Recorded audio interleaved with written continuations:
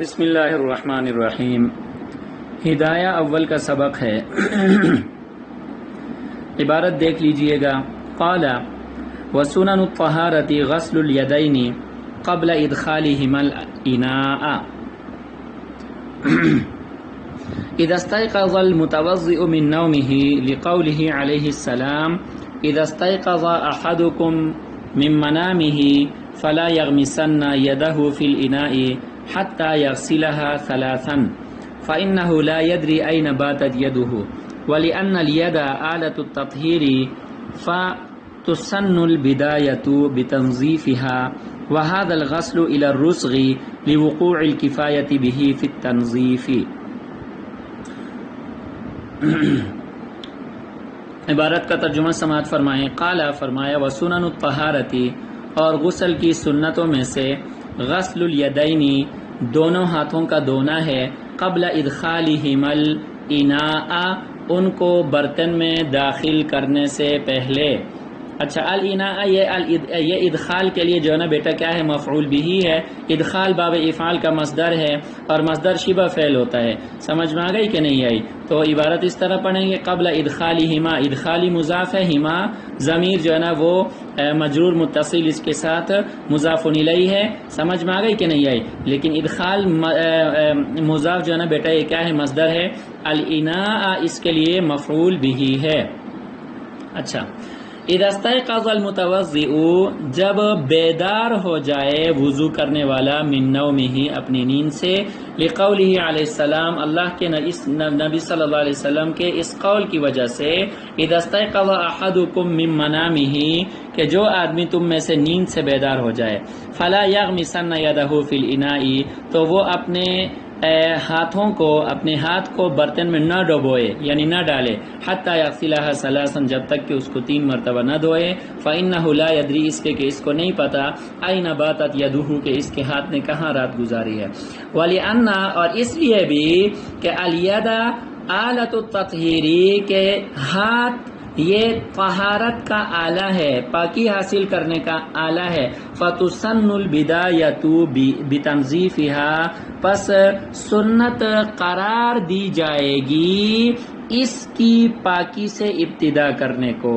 وَهَذَا الْغَسْلُ اور یہ دھونا إِلَى الرُّسْغِ کلائی تک ہے، لِوُقُوعِ الْكِفَایَةِ وقوع کفایت کی وجہ سے، بھی اس کے ذریعے سے، فی التنظیف تنظیف میں، پاکی میں۔ اچھا جی، وضو کے فرائض کو بیان کرنے سے فارغ ہوئے تو وسنن الطہارۃ سے وضو کی سنتوں کا بیان کرنا شروع کر دیا۔ وضو کی سنتوں میں سے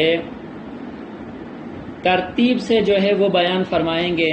اب دیکھیں، جب آپ وضو کریں گے تو لازمی بات ہے کہ وضو کے لیے سب سے پہلے پانی کی ضرورت ہوگی، اور وہ پانی لازمی بات ہے کسی برتن میں ہوگا۔ خاص کر پرانے زمانے میں برتن میں ہی جو ہے نا وہ پانی ہوا کرتا تھا۔ آج کل ہمارے زمانے میں سہولیات ہیں کہ نل کا کھول دیا اور بس پانی آ گیا۔ سمجھ میں آئی کہ نہیں آئی؟ بہرحال آج کل بھی بہت سارے لوگ گھروں کے اندر، خاص کر جو بزرگ حضرات ہیں، وہ اسی پرانے طریقے سے وضو کرتے ہیں۔ نلکے کا پانی آ رہا ہوتا ہے لیکن انہوں نے اپنے لیے وضو کے لیے ایک لوٹا مخصوص کیا ہوتا ہے کہ اسی میں وہ پانی ڈال کر اس سے پھر جو ہے نا وہ وضو کرنا کیا کرتے ہیں؟ شروع کر دیتے ہیں۔ بہرحال اب دیکھیں، جب آپ پانی وضو کرنے کے لیے لیں گے تو آپ اس کے لیے ہاتھوں کا استعمال کریں گے۔ بڑے برتن سے آپ نے پانی نکالنا ہے، اس کے لیے ہاتھوں کا استعمال کریں گے۔ چھوٹے برتن میں آپ نے پانی لیا ہے، ہاتھ سے پکڑیں گے، یہاں تک کہ نلکا آپ کھولیں گے تو اس کے لیے بھی آپ ہاتھوں کا استعمال کریں گے۔ اب یہاں پہ ہاتھوں کی 2 حالتیں ہیں۔ پہلی حالت یہ ہے کہ اگر آپ کو ہاتھوں کے نجس ہونے کا یقین ہے، اگر ہاتھوں کے نجس ہونے کا کیا ہے؟ یقین ہے، تو پھر تو ہاتھوں کو دھونا، اس نجاست کو پاک کرنا ضروری ہے، فرض ہے۔ اگر نجس ہاتھوں کو دھوئے بغیر پانی میں ڈالا تو پانی بھی کیا ہو جائے گا؟ نجس ہو جائے گا۔ اس میں تو کوئی مسئلہ نہیں ہے۔ سمجھ میں آئی بیٹا؟ دوسرے نمبر پر ہاتھوں کے پاک ہونے کا یقین ہے۔ ہاتھوں کے کیا؟ پاک ہونے کا یقین ہے۔ اس کی بھی 2 صورتیں ہیں۔ پہلی صورت یہ ہے کہ آپ نیند سے بیدار ہوئے ہوں گے، اور دوسری صورت یہ ہے کہ جاگتے ہوئے آپ کے ہاتھ پاک ہیں لیکن آپ نے آگے جو نا اب کیا کرنا ہے؟ وضو کرنا ہے۔ سمجھ میں آ گئی کہ نہیں آئی؟ بہرحال وضو کے لیے ہاتھوں کو دھونا یہ سنت ہے عند الاحناف، بلکہ عند الجمہور، چاہے آپ نیند سے جاگ گئے ہوں یا نیند سے جاگے نہ ہوں، عام حالت ہو۔ سمجھ میں آ گئی کہ نہیں آئی؟ یہ جمہور کے نزدیک جو ہے نا بیٹا یہ کیا ہے؟ سنت ہے۔ البتہ اہل ظواہر اور ہمارے زمانے کے اہل حدیث حضرات وہ اس میں سختی کرتے ہیں، وہ وجوب کے قائل ہیں، وجوب کے قائل ہیں، یعنی ان کے نزدیک آپ کے ہاتھ چاہے پاک ہوں، آپ نیند سے بیدار ہو جائیں اور ہاتھوں کو دھوئے بغیر آپ پاک ہاتھوں کو اگر آپ پانی کے اندر ڈالیں گے تو پانی کیا ہوگا؟ نجس ہوگا، اور اس سے وضو آپ نہیں کر سکتے۔ سمجھ میں آ گئی کہ نہیں آئی؟ میں نے عرض کیا کہ جمہور کے نزدیک جو ہے بیٹا یہ فرض نہیں ہے۔ پھر عند الاحناف ہاتھوں کو اگر پاک ہیں تو وضو سے پہلے دھونا، چاہے آپ مستيقظ میں منام ہوں یا آپ جو ہے نا جاگتے ہوئے حالت میں ہوں اور وضو کر رہے ہیں، دونوں صورتوں میں آپ کے لیے کیا ہے بیٹا؟ سنت ہے۔ سمجھ میں آئی؟ اہل ظواہر وغیرہ روایت کس سے دلیل کس سے لیتے ہیں؟ اذا استيقظ احدكم من منامه فلا يغمسن يده في الاناء، نبی صلی اللہ علیہ وسلم نے منع فرمایا ہے۔ سمجھ میں آ گئی کہ نہیں؟ فلا يغمسن يده في الاناء کے ذریعے سے نبی صلی اللہ علیہ وسلم نے منع فرمایا ہے کہ برتن میں ہاتھ نہ ڈالیں، جب تک پانی میں ہاتھ نہ ڈالیں جب تک کہ ان کو 3 مرتبہ آپ دھو نہ لیں۔ سمجھ میں آئی کہ نہیں آئی؟ اچھا جی، اب اس روایت کا ایک جواب تو یہ ہے کہ یہ اس حالت پر محمول ہے کہ جب ہاتھوں کے نجس ہونے کا یقین ہو، جب ہاتھوں کے کیا ہو؟ نجس ہونے کا یقین ہو، یہ اس حالت پر محمول ہے۔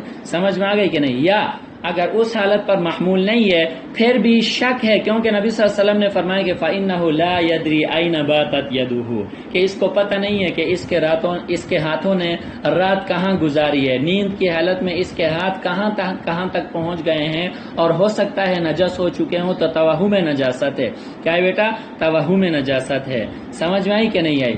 یہ حضرات اس سے استدلال کرتے ہیں، اور جمہور بھی اسی روایت سے استدلال کرتے ہیں، اور وہ فرماتے ہیں کہ دیکھیں یہ سنت ہے۔ سمجھ میں آ گئی کہ نہیں؟ یہاں امر جو ہے نا بیٹا نہیں فلا یغمسن، یہ نہیں جو ہے نا تحریمی نہیں ہے، نہیں تنزیہی ہے، نہیں تنزیہی ہے۔ سمجھ میں آ گئی کہ نہیں آئی؟ زیادہ سے زیادہ جو ہے نا ہم ہاتھوں کے دھونے کو سنیت پر محمول کر سکتے ہیں، ہم اس کو جو ہے نا وہ وجوب پر محمول نہیں کر سکتے۔ یہاں تک بات سمجھ میں آئی کہ نہیں؟ بہرحال ہاتھوں کا دھونا ایک تو سنت ہے اس روایت کی وجہ سے، یاد رہے یہ خبر واحد ہے۔ سمجھ میں آ گئی کہ نہیں آئی؟ کیا ہے بیٹا؟ خبر واحد ہے، اور قرآن میں اللہ تعالیٰ نے جو وضو کے فرائض کا بیان فرمایا ہے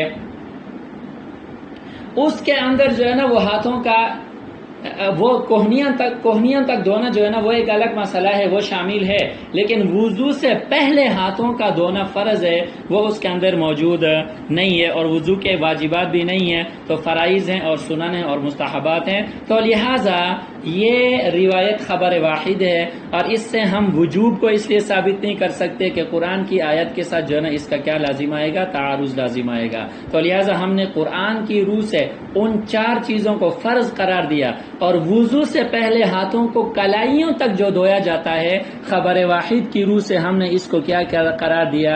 سنت قرار دیا۔ یہاں تک بات سمجھ میں آ گئی کہ نہیں آئی؟ ایک تو سنت قرار دینے کی وجہ یہ روایت ہے، اور دوسری جو ہے نا بیٹا یہ کیا ہے؟ ہمارے پاس دلیل عقلی بھی ہے۔ دلیل عقلی یہ ہے کہ وضو کا مقصد طہارت حاصل کرنا ہے۔ وضو کا مقصد کیا ہے بیٹا؟ طہارت حاصل کرنا ہے۔ سمجھ میں آ گئی کہ نہیں؟ دیکھیں نا ابواب الطہارات، کتاب الطہارات میں ہم وضو کے حوالے سے بات کر رہے ہیں، تو وضو کا مقصد طہارت حاصل کرنا ہے، اور طہارت حاصل کرنے کے لیے ہاتھ جو ہیں یہ کیا ہیں؟ آلہ ہیں۔ ہاتھ کیا ہیں؟ آلہ۔ تو جس آلے سے آپ پاکی حاصل کر رہے ہیں تو سب سے پہلے اس کا پاک کرنا جو ہے نا وہ کیا ہے؟ ضروری ہے۔ سب سے پہلے اس کا پاک کرنا کیا ہوگا؟ ضروری ہوگا۔ تو دیکھیں جس آلہ کو، ہاتھوں کو بطور آلہ تطہیر کے آپ استعمال کر رہے ہیں تو ابتدا بھی کیا کریں گے؟ اسی سے کریں گے۔ اور پھر ہاتھوں کا کہاں تک دھونا کافی ہے؟ فرمایا کہ ہاتھوں کو رسغین تک، کلائیوں تک دھونا جو ہے نا یہ کیا ہے؟ کافی ہے۔ کلائیوں تک دھونا اس لیے کافی ہے کہ پاکی حاصل کرنا جو ہے نا صرف اسی سے ممکن ہے۔ سمجھ میں آ گئی کہ نہیں؟ تنظیف میں پاکی حاصل کرنے کے لیے اسی پر اکتفا کیا جا سکتا ہے، تو لہٰذا جب پاکی حاصل کرنے کے لیے اکتفا اسی پر کیا جا سکتا ہے تو اسی جگہ تک اس ہاتھ کا دھونا کیا ہوگا؟ سنت ہوگا، اس سے آگے دھونا نہیں ہے۔ سمجھ میں آ گئی کہ نہیں آئی؟ تو اتنا دھونا جو ہے وہ کم از کم وضو کے اندر کیا ہے؟ سنت ہے۔ اللہ تعالی ہم سب کو عمل کی توفیق دے۔ وآخر دعوانا ان الحمدللہ رب العالمین۔